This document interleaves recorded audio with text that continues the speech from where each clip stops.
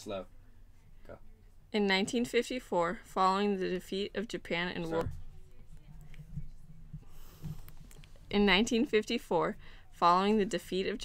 World War II, the Democratic Republic of Vietnam declared their freedom with words borrowed from the American Declaration of Independence. For the first time in modern history, Vietnam was free of foreign influence and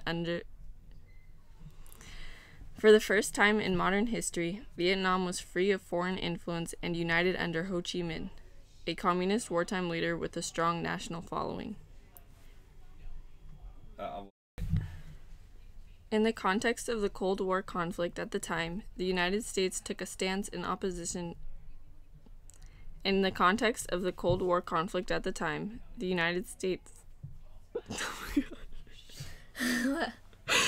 Focus.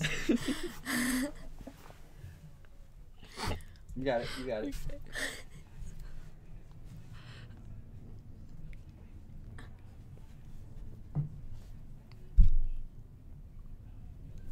Okay. In the context of the Cold War conflict at the time, the United States took a stance in opposition to Ho Chi Minh, citing the spread of communism as a threat to global security. The U.S. then began what would be years of military involvement in the country.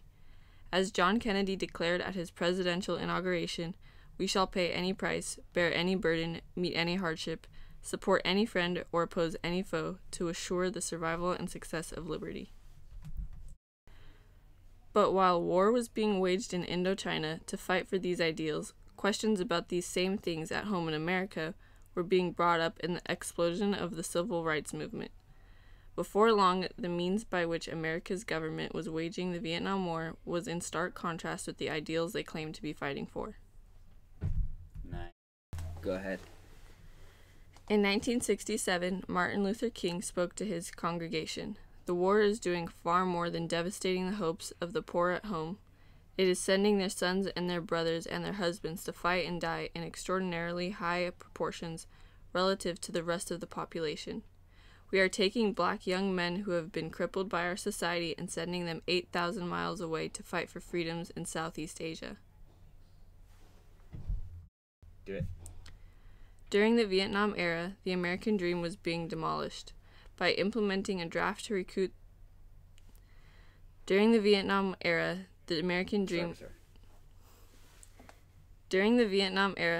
American dream was being demolished.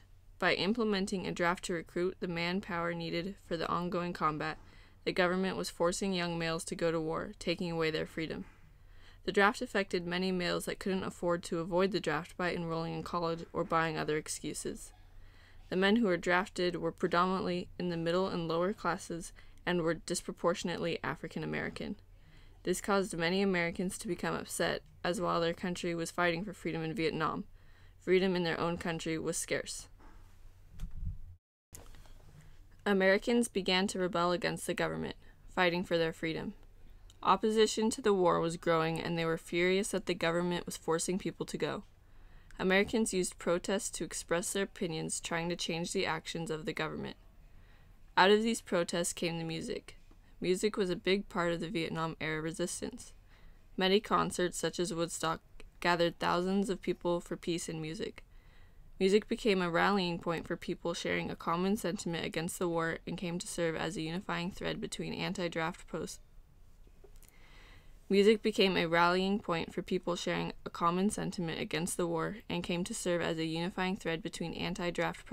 around the country.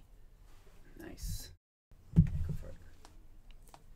While the music and protests of the Vietnam era had an immediate impact during the time by putting pressure on the government to end the war, how well have these calls for peace and equity endured?